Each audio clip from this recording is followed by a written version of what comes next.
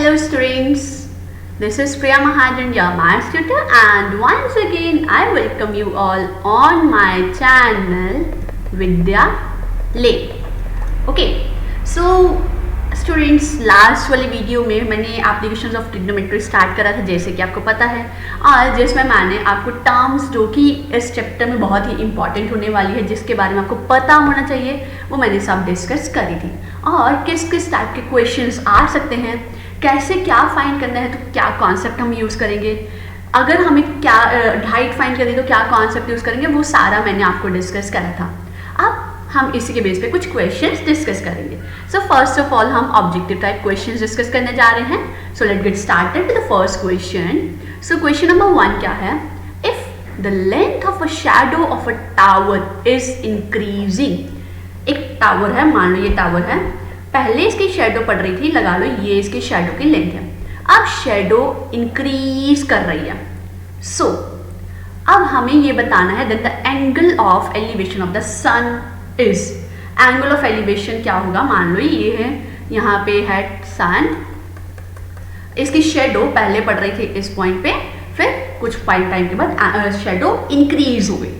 हमें फाइंड करना है कि अगर मान लो यहाँ पे जो एंगल होगा तो सेकेंड वाले केस में एंगल क्या होगा? इंक्रीज करेगा, डिक्रीज करेगा, अनचेंज रहेगा, या उस एंगल का लेंथ ऑफ शेडो से कोई डिफरेंस चेंज नहीं आएगा। सो क्या लगता है आपको?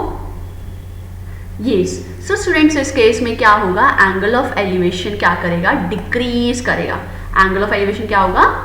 डिक्रीज करेगा। कैसे? Let me explain. सो अब यहाँ पे देखो, मैंने आपको क्या बोला कि हम लेके चलते हैं यहाँ पे, फिगर को फॉलो करो ध्यान से। सो ए यहाँ पे रिप्रेजेंट कर रहा है सन, ये है सन, और इसकी शेडो पहले पड़ रही थी, ये इसकी लेंथ और शेडो की पहले शेडो पड़ रही थी इस पॉइंट में, ठीक है। अब कुछ टाइम के बाद इसकी शेडो क्या हो गई? इंक्रीज हो गई और पॉइंट पे पड़ गई, इस पॉइंट पे। सो पहले क्या थी? शेडो डीसी थी, शेडो की लेंथ क्या थी? डीसी थी। देन शेडो की लेंथ क्या हो गई? चेंज हो गई, तो कितनी बन गई? D B. लेंथ क्या हो गई? इंक्रीज। अब लेंथ जब इंक्रीज हुई तो अब स्टूडेंट्स ध्यान से देखो, पहले उस केस में एंगल अगर हम लगा के चले ना 60 डिग्री, तो बाद के केस में एंगल क्या होगा? इसमें डिक्रीज हो गया, 30 डिग्री बन गया। सो डेफिनेटली अगर length of the shadow increase हो रही है तो एंगल क्या जाएगा? एंगल क्या होगा? डिक्रीज करेगा, एंगल डिक्रीज करेगा। Okay, clear to all? Wonderful. Now the next question is, question number 2 is the angle of elevation of the top of the tower is 30 degree. Okay, एक tower है, लगा के चलो ये टावर है, और यहाँ से हम इसका व्यू पॉइंट है, ये इसका हॉरिजॉन्टल, तो एंगल ऑफ एलिवेशन उन्होंने क्या बोला है? 30 डिग्री है। If the height of the tower is doubled, okay, what ever the height previously is, कि प्रीवियसली हम कंसिडर कर लेते कि h हाइट थी, अब उसने क्या हाइट क्या हो गई? डबल हो गई, तो मतलब h का क्या हो गया? टोटल 2h हो गई, पहले भी h थी, ये भी h, टोटल हाइट हम लेके चलते हैं 2h। देन अब इस केस में एंगल ऑफ एलिवेशन हम देखते हैं तो वो क्या है? ये। अब हमें फाइंड करना है कि क्या angle of elevation when, then the angle of elevation of its top will, क्या होगा टॉप का एंगल ऑफ एलिवेशन, वो हमें अभी बताना है। तो ऑप्शन ए है will get doubled, option B कह रही will get halved, option C will be less than 60 degree, और option D none of these. So इसका करेक्ट आंसर है students will be less than 60 degree. ये जो angle होगा ये क्या होगा? 60 डिग्री से लेस। अब आप ये सोच रहे हो कैसे हमें पता लगा? So let me explain you. अब मैंने आपको भी फिगर बना के बनाई किस तरह से बनेगी, कि पहले का था टावर इस तरह से था, ये हम लेके चलते एक हॉरिजॉन्टल लेवल है, और पहले एंगल बन रहा था, कितना हमें एंगल दिया है? 30 डिग्री, ठीक है।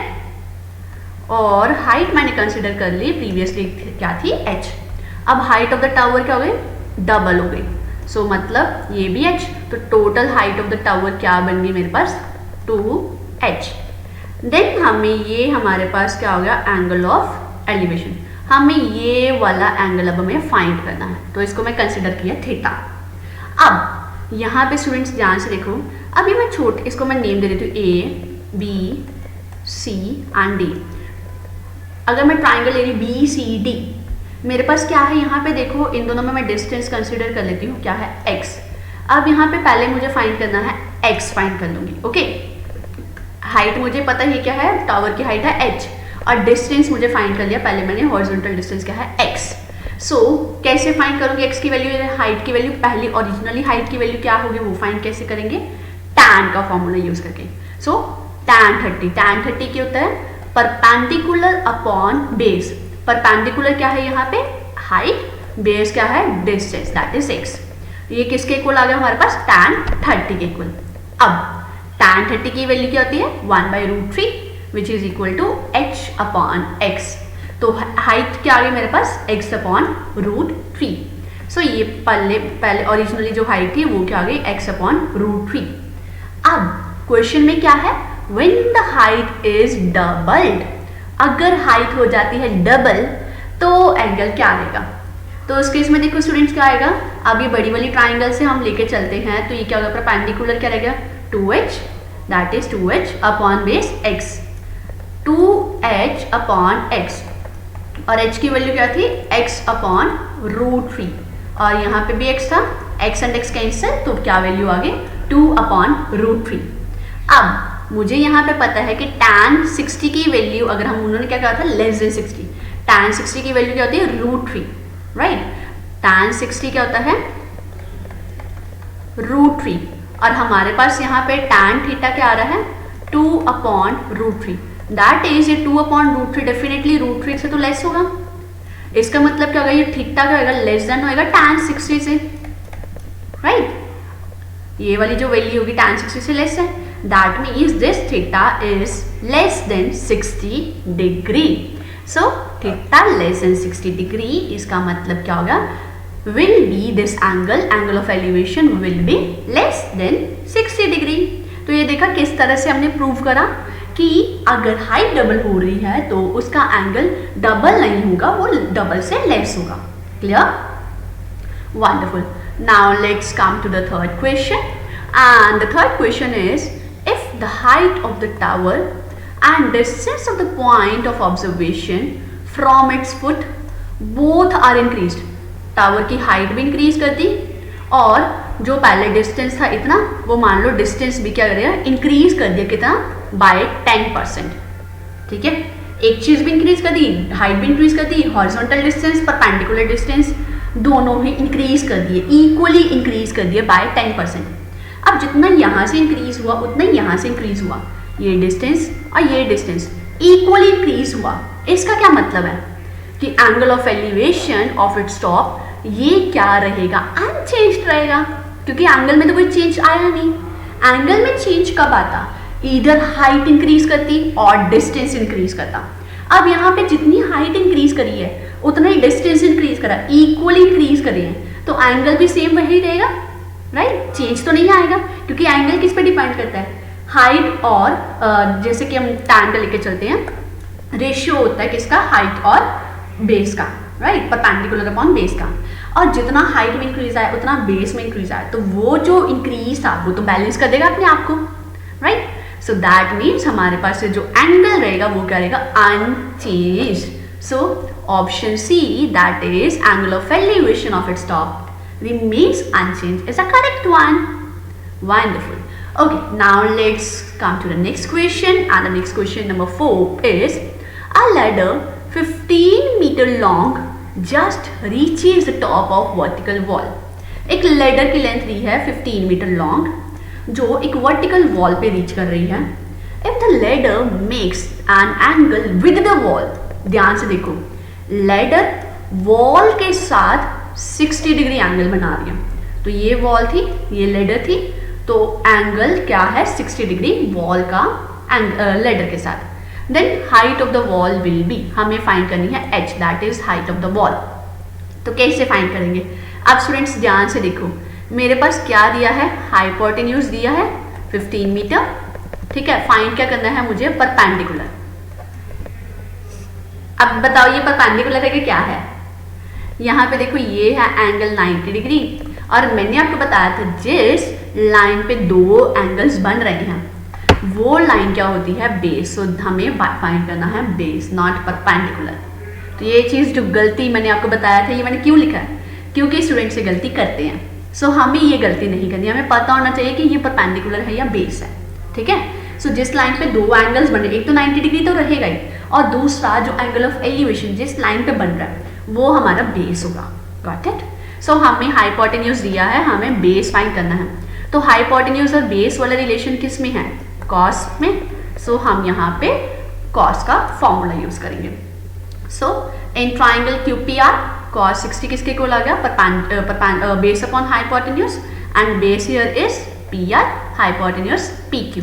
So it is PR by PQ। cos 60 की वैल्यू क्या हो गई, 1/2, राइट।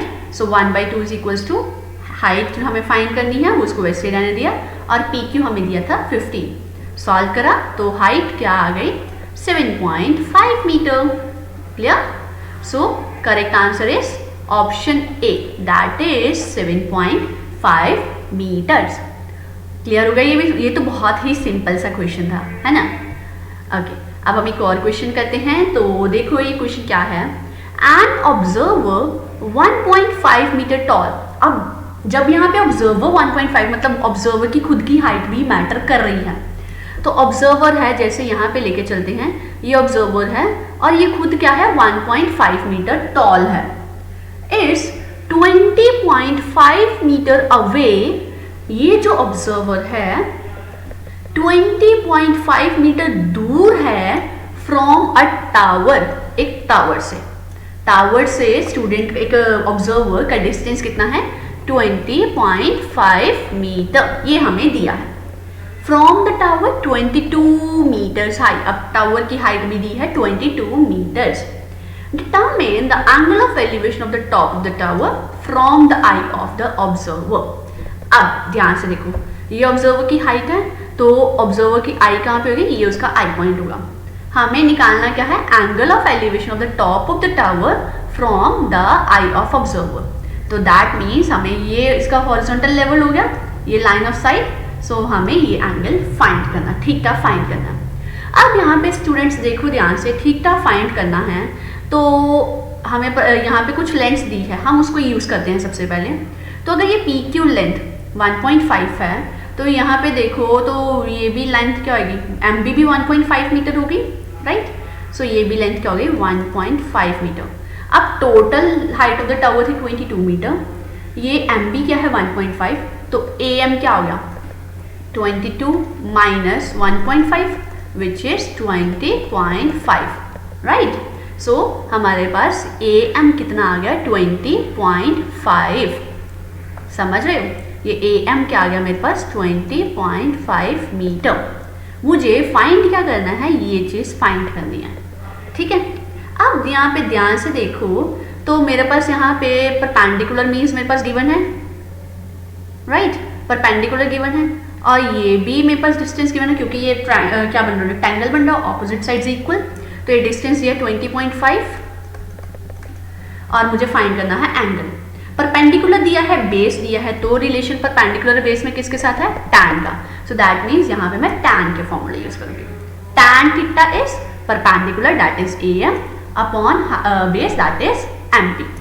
सो AM यहाँ पे क्या था 20.5, MP भी क्या है 20.5, तो कैंसिल करके क्या आ गया 1। अब टैन थीटा की वैल्यू क्या आई 1, तो टैन की वैल्यू 1 किस केस में होती है, when theta is 45 degree, right.